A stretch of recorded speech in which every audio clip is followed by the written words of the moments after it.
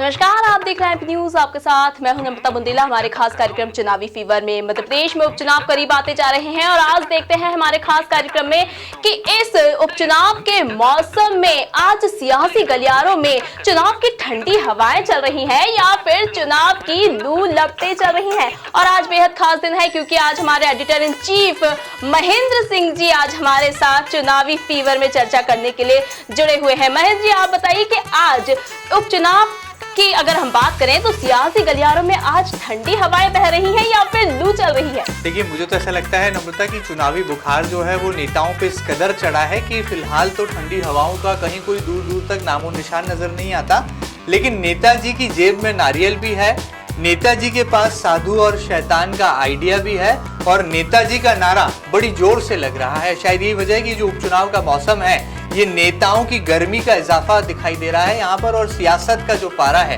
वो धीरे धीरे चढ़ रहा है। इसलिए कोई नेता पसीना बहा रहा है, कोई नेता घर घर दस्तक दे रहा है, तो कोई नेता जेब में नारियल लेकर चलने का बड़ा सा दावा भी कर रहा है। जी बिल्कुल, नारियल लेकर चल रहा है, लेकिन नारियल की इस बात से सबसे पहले नाम जो आता है वो शिवराज और कमलनाथ का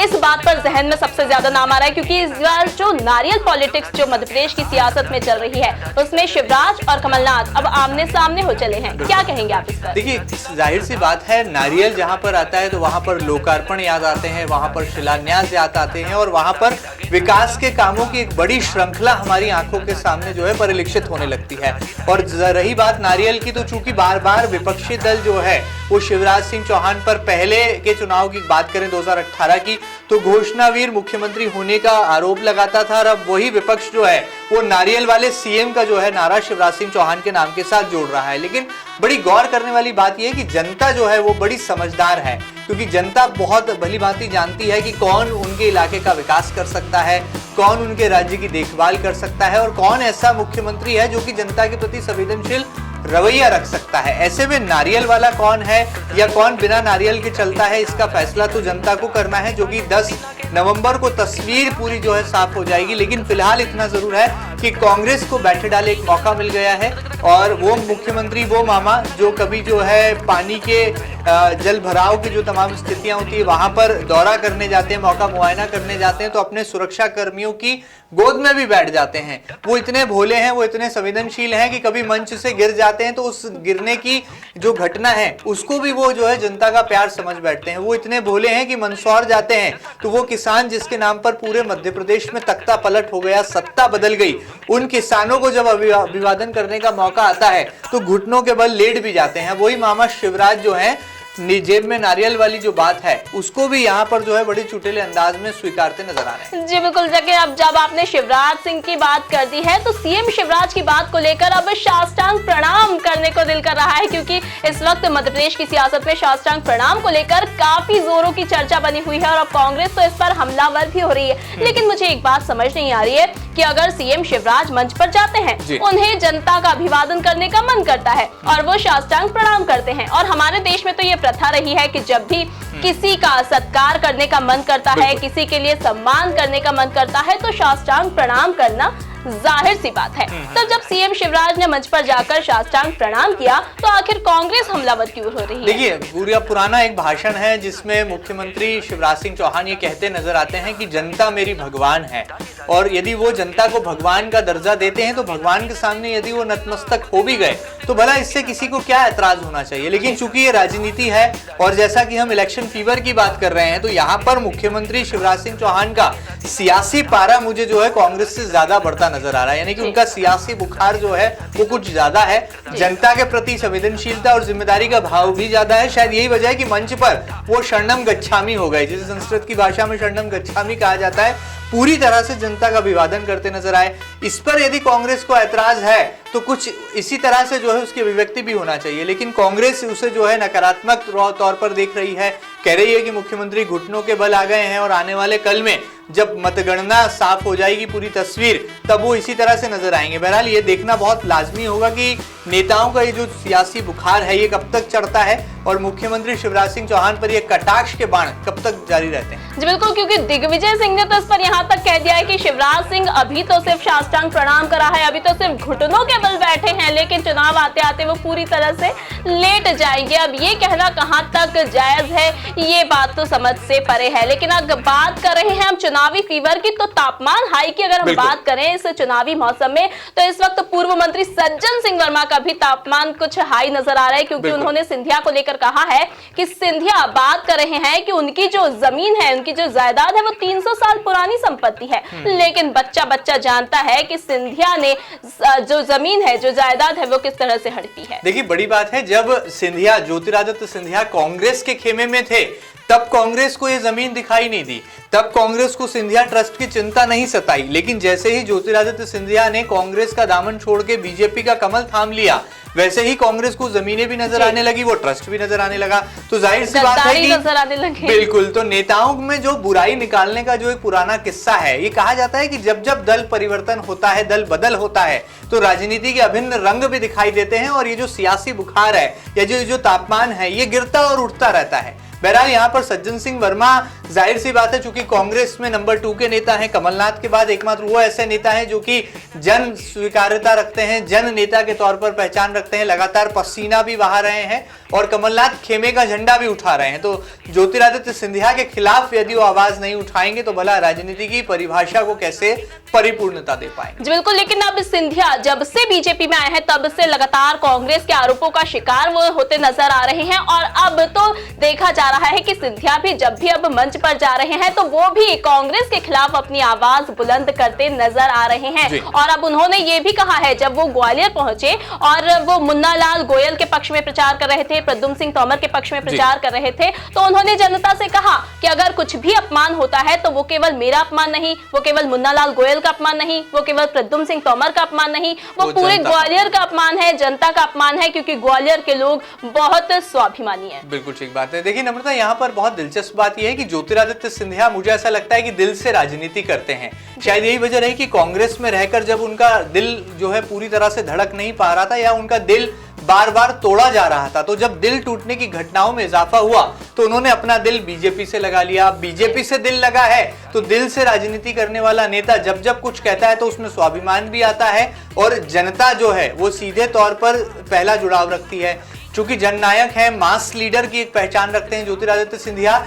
इसलिए अपने परिवार और अपने खानदान पर जो तमाम आरोप लगे हैं उसे लेकर भी जो है वो तल्खी के साथ जवाब दे रहे हैं। बहरहाल उनका जो चुनावी बुखार है ये बेहद ज्यादा है और ये भी कहा जा सकता है कि शिवराज सिंह चौहान से ज्यादा प्रतिष्ठा फिलहाल तो ज्योतिरादित्य सिंधिया की दांव पर लगी है, क्योंकि जिस चैलेंज के साथ, जिस चुनौती के साथ उन्होंने कांग्रेस के 22 विधायकों को तोड़ा और बीजेपी की सदस्यता दिला दी, अब कहा जा रहा है कि यदि वो 22 में से यदि एक भी हारा तो वो हार उस विधायक की नहीं बल्कि जनता जनार्दन और ज्योतिरादित्य सिंधिया की होगी। जी बिल्कुल, तो यहाँ पर अभी तक जो पारा चढ़ा हुआ है वो चढ़ता ही नजर आ रहा है। जैसे जैसे उपचुनाव करीब आते जा रहे हैं, ये जो थर्मामीटर है इसका टेम्परेचर लगातार हाई होता नजर आ रहा है। आखिर ये कब लो होगा, ये देखने वाली बात होगी। लेकिन सिंधिया को लेकर जो तमाम आरोप लग रहे हैं वो तो एक साइड, लेकिन अब दिग्विजय सिंह की अगर हम बात करें तो दिग्गी राजा इस वक्त मध्य प्रदेश के सियासी गलियारों से आखिर क्यों गायब नजर आ रहे हैं, ये सवाल आखिर हर बीजेपी के मन में इस वक्त पैदा हो रहा है। और अब सवाल भी उठने लगे हैं कि आखिर दिग्गी राजा हैं तो है कहां। और चिकित्सा शिक्षा मंत्री विश्वास सारंग ने तो ये भी कह दिया कि पहले एक विज्ञापन आता था जिसमें कहा जाता था कि दाग ढूंढते रह जाओगे, उसी तरह से अब मध्य प्रदेश के सियासी गलियारों में दिग्गी राजा को भी ढूंढना पड़ रहा है। बिल्कुल ठीक बात है। देखिए कांग्रेस की ये रणनीति का हिस्सा है नम्रता, और मुझे यहाँ पर ऐसा लगता है कि वो चुनावी बुखार से जूझ जरूर रहे हैं लेकिन फिलहाल होम क्वारंटाइन है, क्योंकि जिस तरह से कहा जा रहा था कि ज्योतिरादित्य सिंधिया के सामने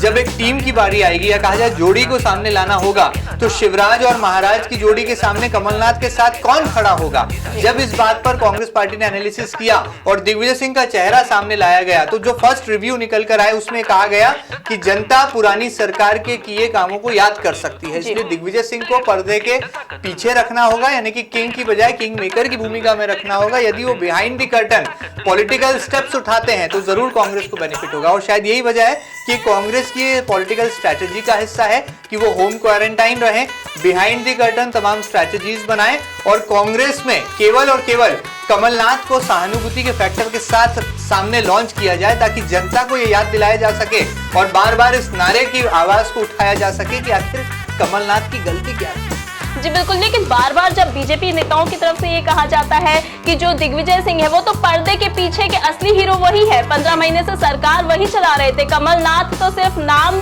के मुख्यमंत्री थे, ये बात कहां तक सच हो सकती है? देखिए, जाहिर सी बात है, दिग्विजय सिंह के पास एक बड़ा अनुभव है, सरकार को चलाने का प्रबंधन है और ये कहा जा सकता है कि जो आईएएस और आईपीएस अफसरों पर जब नकेल कसने की बारी आती है या उनके बीच में समन्वय बैठाने की बारी आती है, तो जो गुरु मंत्र दिग्विजय सिंह के पास है वो मुझे नहीं लगता शायद किसी और राजनेता के पास होगा। शायद यही वजह है कि कमलनाथ को जब जब भी बड़े कोई महत्वाकांक्षी फैसले लेने होते थे तो वो दिग्विजय सिंह से अपनी दोस्ती भी निभाते थे, उनका सम्मान भी करते थे, उनकी राय को जो है पूरी तरजीह पूरी पैरवी के साथ जो है उठाते भी थे। शायद यही वजह है कि दिग्विजय सिंह के अनुभव का लाभ लेने के लिए कमलनाथ ने अपनी दोस्ती भी निभा ली और जब 15 महीने की सरकार चलाई तब उन्होंने दिग्विजय सिंह को पूरी तरजीह भी दी और शायद यही आरोप अब जो है बीजेपी लगा रही है। बहरहाल अब मुझे लगता है कि साधु और शैतान के बारे में भी कुछ बात कर लेना चाहिए, क्योंकि जनता बड़ी नादान है और जनता यहाँ पर इस उपचुनाव का पूरा लुत्फ भी उठा रही है और कोरोना काल जैसी चुनौती से जूझ भी रही है। कोरोना के बढ़ते आंकड़े डरा भी रहे हैं, लेकिन जनता डरती है, लेकिन नेताजी को डर नहीं लगता।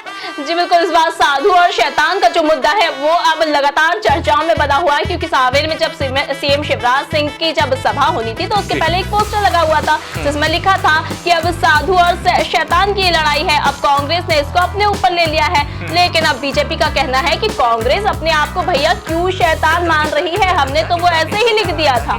चलिए, यह बड़ी जाहिर सी बात है, जब जब राजनीति में किसी के खिलाफ कुछ कहना होता है तो उसका नाम नहीं लिया जाता, लेकिन जो कटाक्ष होता है वो अप्रत्यक्ष होता है और अभिव्यक्ति में इतनी बारीकी के साथ उस अभिव्यक्ति को जो है सामने लाया जाता है कि जब जब वो नारा बुलंद होता है तो समझदार को इशारा काफी हो जाता है। बहरहाल अब ये यहाँ पर बीजेपी ने नारा जरूर दे दिया, जिस तरह से बीजेपी नारे देने में माहिर है। हम बात करें लोकसभा चुनाव की तो अब की बार मोदी सरकार, माफ करो महाराज, हमारे नेता शिवराज, और अब लेकर आए हैं सांवेर में प्रेम से बोलो आया राम गया राम, हमारे नेता तुलसी राम। तो उसी तारतम्य में ये साधु और शैतान जो कि सांवेर के इम्तिहान के साथ जोड़कर देखे जा रहे हैं, तो देखना बहुत लाजमी होगा कि जनता कैसे सही फैसला लेती है, क्योंकि कहा जाता है कि जनता लोकतंत्र में बड़ी नादान है, वो बहुत जल्दी जो है भावुक हो जाती है, बहुत जल्दी फैसला लेने में जो है उसकी निर्णय का जो कांटा है वो बहुत जल्दी डिफ्लेक्ट होता है। तो देखना बहुत लाजमी होगा कि साधु और शैतान में से सही पहचान आखिर जनता कैसे तय करता है। जी बिल्कुल, लेकिन अब हमने हाई टेम्परेचर की काफी बात कर ली है, अब थोड़ा सा लो टेम्परेचर पे आते हैं, क्योंकि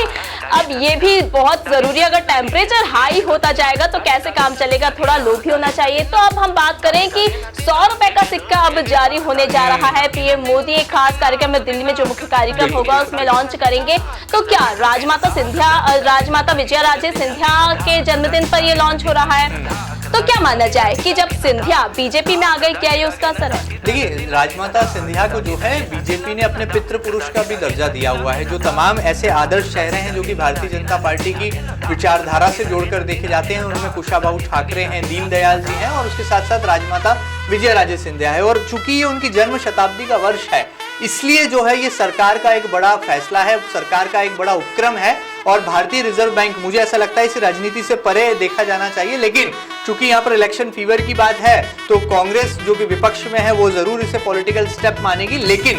भारतीय रिजर्व बैंक जब जब ऐसे कोई फैसले लेता है तो वो नीतिगत कारणों से लिए जाते हैं और केंद्र की सरकार जब जब कोई ऐसे सिक्के जारी करती है तो उसमें जरूर इस बात का ख्याल रखती है कि वो देश में क्या आदर्श प्रस्तुत करते हैं जिन पर सिक्का जारी किया जाने वाला है। तो जाहिर सी बात है, अब ज्योतिरादित्य सिंधिया बीजेपी के साथ हैं तो विजयाराजे सिंधिया पर सिक्का जारी होगा तो कांग्रेस भला कैसे चुके। जी बिल्कुल, तो ये तो हुई चुनावी चर्चा। अब चुनावी फीवर में, क्योंकि जैसे जैसे उपचुनाव करीब आते जाएंगे ये जो टेम्परेचर का लेवल है ये हाई होता जाएगा और आज किस किस नेता का टेम्परेचर हाई हुआ है और किसका लो हुआ है ये सारी चर्चा हम कर चुके हैं। और अब आने वाले कल में आखिर किस नेता का टेम्परेचर हाई होता है और किसका लो होता है, ये सारी चर्चा भी हम आपसे लगातार करते रहेंगे। फिलहाल इंतजार है उपचुनाव के आने का। नमस्कार। एमपी की नब्ज, एमपी का हाल, मध्य प्रदेश की हर खबर एमपी न्यूज टीवी के साथ। लगातार खबरों के लिए सब्सक्राइब करें हमारा YouTube channel MP news TV. Latest updates के लिए बेल आइकन दबाना जरा भी न भूलें।